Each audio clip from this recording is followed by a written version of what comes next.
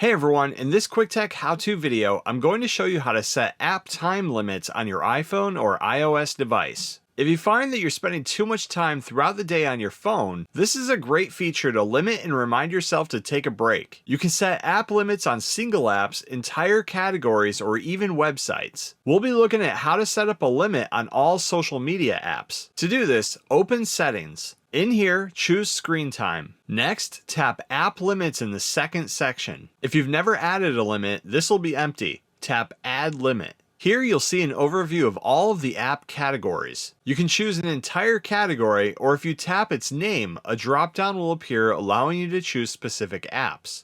At the bottom, under Other, you can also choose Websites, and then choose or enter a website that you'd like to limit here. We'll set a limit on all social media apps. Tap the circle to check it off and then hit Next on the top right. Here, set a time limit that you want to give yourself. This limit will be reset every day. You can also choose customized days if you'd like to set different time limits for different days. When you're ready, hit Add on the top right. Now, if I close settings and look at my social media apps, we'll see that they've been grayed out, and if I open Facebook, I'll get a time limit alert. From here, I can either hit OK and come back tomorrow, or if I need to, I can hit Ignore Limit, give it a time extension, and then I'll be able to get in for that amount of time. And finally, if I want to remove my app limit, go back into Settings and into the App Limit section, swipe to the left of the social media limit, and then hit Delete. And that's how you set time limits on apps on your iPhone or iOS device. Thanks for watching. Please like and subscribe and stay tuned for more quick tech how-to videos.